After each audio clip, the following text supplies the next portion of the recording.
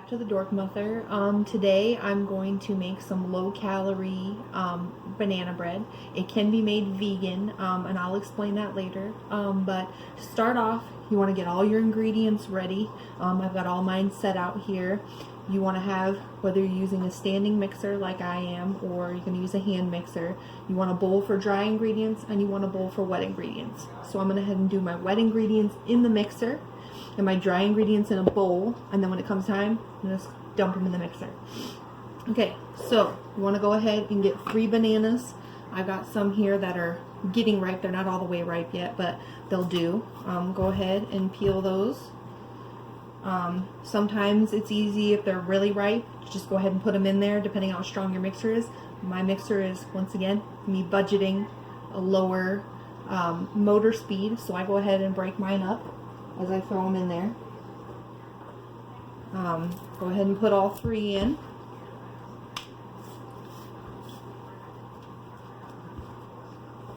Like so. After the bananas are in, the next step is an egg. Now if you are vegan and you do not want to have any sort of animal product whatsoever, you can substitute a 1/4 cup of unsweetened applesauce, which calorie wise is going to put you right about the same, just a little bit less. One of these that you can buy at your local grocery store, not quite, just a little more than half of one of those.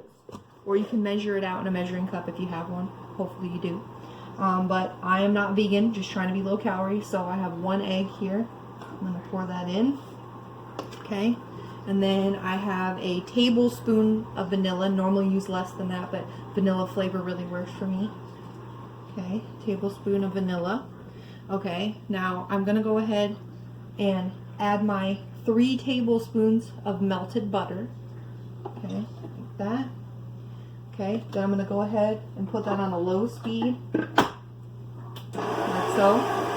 I know that's a little loud and it's hard to hear, but just give it a minute here. Go ahead and give it mixed up. Now I'll go ahead and put that on a break. I'll do the dry ingredients without it on so you can hear me. Okay, so for the dry ingredients, we have 3 tablespoons of brown sugar, light brown sugar. We have 3 tablespoons of granulated sugar. Like that. Then we have 1½ cups of all-purpose flour. Now if you're wanting to be more healthy, you could always do whole wheat flour or some variation thereof. All-purpose flour works for my purposes, so go ahead and pour that in there. Okay, and then we have a teaspoon of baking soda.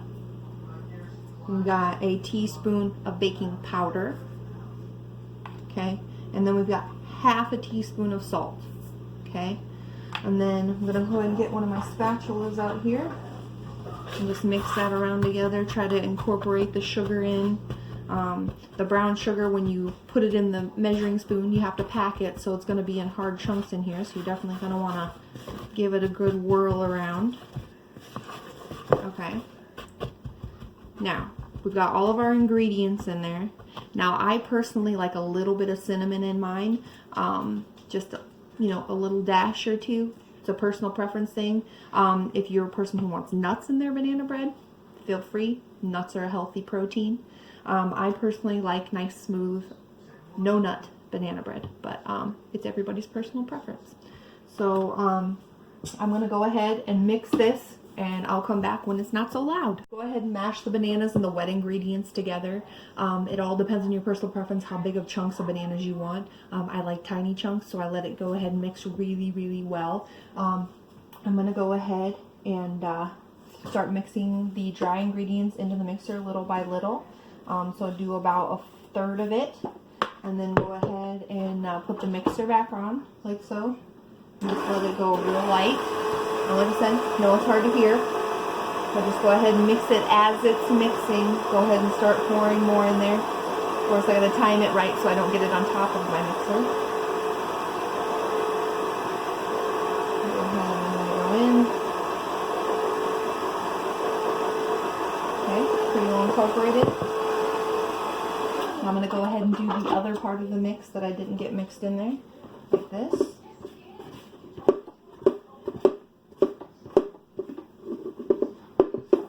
Now, once all the dry ingredients are into the wet ingredients, you do not want to over mix it. You want to make sure you keep it, fairly chunky. Don't want to over smooth it.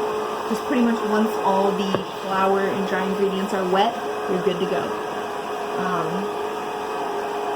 Go ahead and let her get a good spin there. Okay, so what I do, you can do it in any kind of pans you so choose. You could make muffins if you wanted. That just varies the baking time. I like to use 2 smaller foil pans. I just get some spray oil here. Go ahead and give it a good once over so nothing sticks. I like to put them on top of a baking sheet so that, because of these aluminum foil pans, they're kind of flimsy, so it gives a little extra stability. And if for some reason, if you were to overfill them and they would run over, you wouldn't get it all over in your oven. So that's always a good plan. So I'm going to go ahead and finish mixing this here with this loud mixer. I'll be back in a minute. Gone ahead and finished mixing, and now it's all ready. I can go ahead and put it into the pans. I like to use a rubber spatula just so I can really scrape it when I get it down to it. But here we go. Now before you do any of this, make sure you turn your oven on so it's preheating as you're doing all your prep work and your actual mixing, so that when you're all done and you're all loaded in your pans, you can just go ahead and pop it in the oven. Go ahead and put your oven at 350 so that it bakes longer time, but make sure you get the inside good and baked before the outside gets burnt. That's the key. Depending on what pan you're using, you want to make sure that you don't fill it any farther than 3/4. Now, these pans are a little bit larger than what I normally use, so this is not going to be as full. But my pan is about halfway full, quarter full. So I'm going to make sure I don't have any overrun on the sides.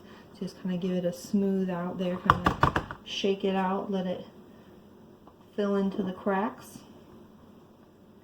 Okay, there we go. Then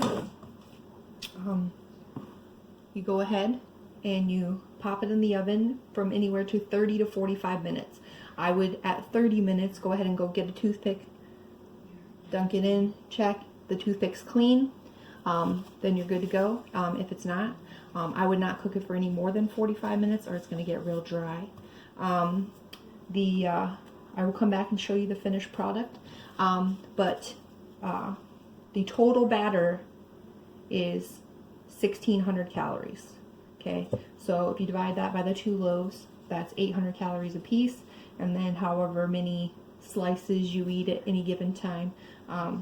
I know it doesn't sound like it's super low calorie, but it's one of those things that you reduce the sugar content, and then you can have a little bit more of a sweet treat and think that you're having a diet, not having a diet meal, when in actuality you are having something that's a little better for you than, say, something you'd buy at a grocery store. But I will come back and show you the finished product. So the banana bread is out of the oven. Like I said, these pans are a little bit larger than what I normally use, so they actually only rose about halfway up. But if we go ahead and do one of these and let them cool on the pan.